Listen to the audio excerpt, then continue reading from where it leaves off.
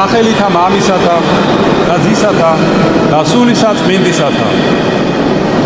ყოლაც ამგელონო, დემთავარნო, პატიოსანო, მამანო, ძვირფასო ძმებო და დებო, გილოცავთ ილიაობას. დღეს არის წმინდა წინასწარმეტყველ ილია თესბიტელის ხსენება. დღეს არის ასევე წმინდა ილია მართლის ჭავჭავაძის ხსენება.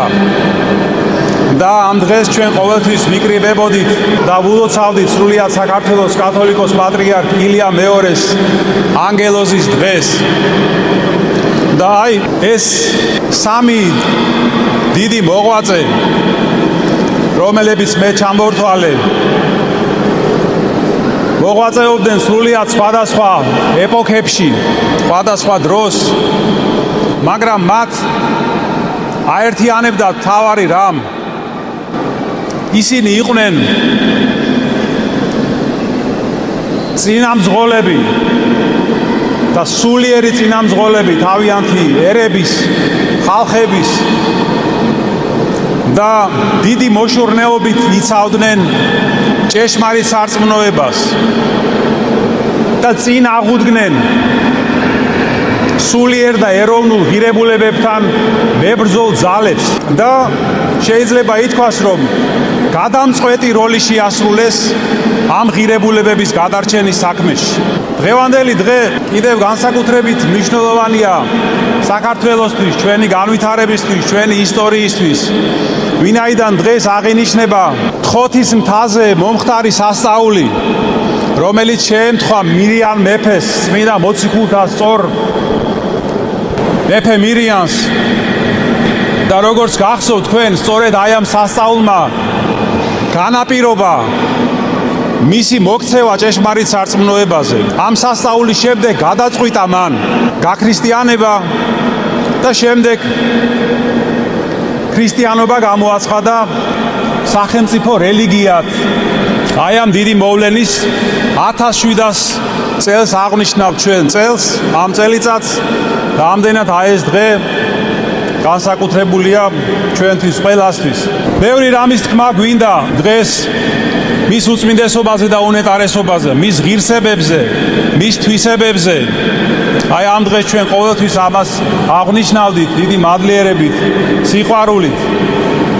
მაგრამ მე მინდა გავამახვილო თქვენი ყურადღება მის იმ თვისებებზე, განსაკუთრებულ თვისებებზე, მისი ცხოვრებიდან, მისი ღვაწლიდან, რომლებიც საოცრად ეხმიანება დღეს წაკითხულ სახარებას. დღეს თქვენ მოისმინეთ ეპიზოდი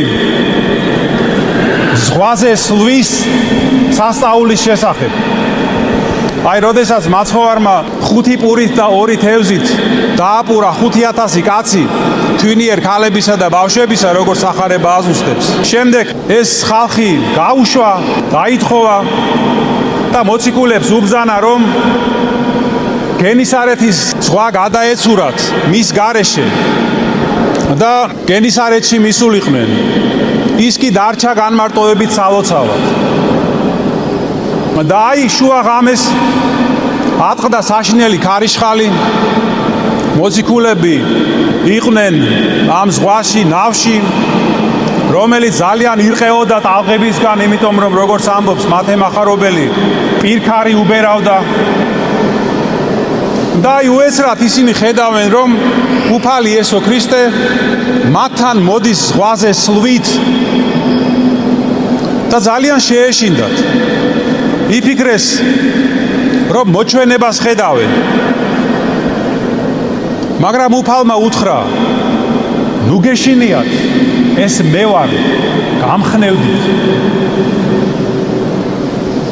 და პეტრემ უთხრა, რომ თუ ეს შენ ხარ უფალო, მიბრძანე, რომ მეც გადმოვიდე ნავიდან და შენსკენ წამოვიდე. მოდი, უთხრა უფალო. პეტრეც გადავიდა ნავიდან, დაიწყო სიარული, მაგრამ რომ დაინახა ეს ქარიშხალი, ეს საშინელი ხმაური, რომელიცთან ახლდა ამ ქარიშხალს, შეეშინდა და დაიწყო ჩაძირვა. და წამოიძახა შიშისგან, მიხსენ მე უფალო, შემეწინე. უფალმაც უთხრა, რომ რატომ დაეჭვდი მცირედ მორწმუნე? გაუწოდა ხელი, მოჰკიდა მას ხელი, ნავზე აიყვანა, ქარიშხალიც ჩაცხრა და ისინი მაცხოვართან ერთად გავიდნენ გაღმა და მივიდნენ ქალაქ გენისარეთში. აი ესეთი სახარება იყო წაკითხული, რომელიც საოცრად გვაგონებს ჩვენ ალბათ უნებლიეთ ჩვენს ცხოვრებას, რომელიც სავსეა ამ ცხოვრებისეული ქარიშხლებით, რომლებიც ეკვეთებიან ჩვენს რწმენას, ჩვენს სინდის, ჩვენი გულის საუკეთესო მისწრაფებებს და ლამობენ, რომ ჩვენი პატარა ნავი ჩაძირონ. და ჩვენ ზოგჯერ გვეჩვენება, რომ ხსნა არ საიდან არის.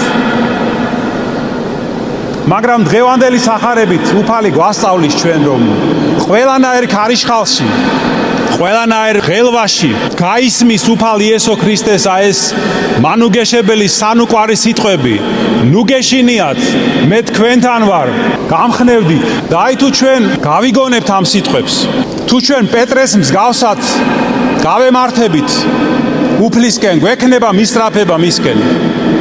ის აუცილებლად ჩაკვიდებს ჩვენ ხელს, შემოვა ჩვენს ნავში და ჩვენ უკვე გავხდებით მისი თანამგზავრები. ეს ქარიშხალის ჩაცხრება აუცილებლად და ის მიგვიყვანს ჩვენ მშვიდობიან ნაპირთან. მისი რწმენა, მისი მადლი და ძალა მიგვიყვანს ჩვენ იმ მიზანთან, რისთვისაც ცხოვრობთ, რისთვისაც ვართ მოწოდებულნი და დანიშნულნი. ოღონდაც რა უნდა გქონდეს ჩვენ ძვირფასო ძმებოდადები, ოღონდაც არ გვიმტყუნოს აი ამ სულიერმა სმენამ, რომ ყოველთვის გვესმოდეს მისი ეს სიტყვები, მე თქვენთან ვარ, გამხნევდით, ნუგეშინიათ.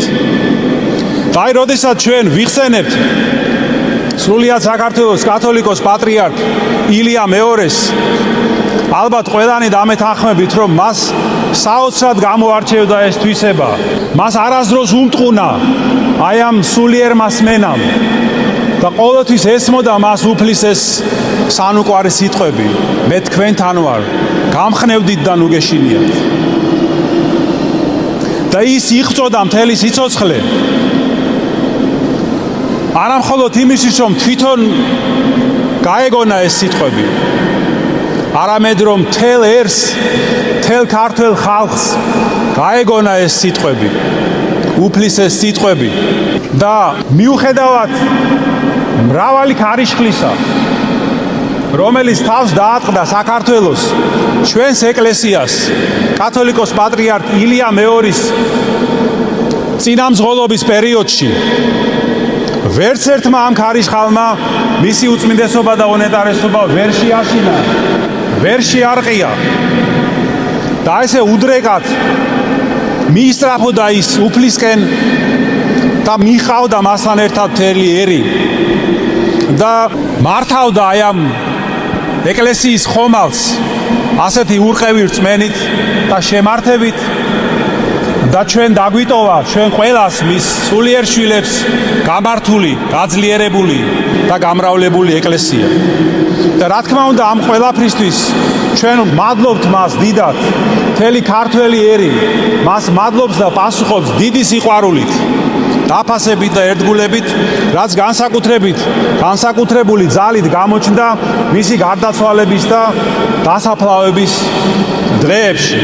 აი დღეს ჩვენ შეკრებილდი ვართ, რომ კიდევ ერთხელ გავიხსენოთ მისი ღვაწლი, მისი პიროვნება, ჩვენი საყვარელი დიდი მეუფე და მამაი ჩვენი ილია და გამოვხატოთ ჩვენი მადლიერება და სიყვარული მის მიმართ. ღმერთმა დალოცოს მისი სული და სასუფეველსაც ათასად დაამკვიდროს, განუსვენოს. კიდევ ერთხელ გილოცავთ ილიაობის დღესასწაულს წმინდა წინასწარმეტყველ ილიას ლოცვით, წმინდა ილია მართლის ჭავჭავაძის ლოცვით. ღმერთმა დაგლოცოთ და გაგახაროთ, ღმერთმა დალოცოს, დაიფაროს, გაამთლიანოს, გააძლიეროს სრულიად საქართველო. ამინ. დღეს ჩვენ ვლოცავთ შემდეგ გვარებს. მარკოიშვილებს, კანდელაკებს, სიმცივეებს და ინდაშვილებს. ერთმა გახაროთ, გაგაძლიეროთ და გამრავლოთ. ამინ.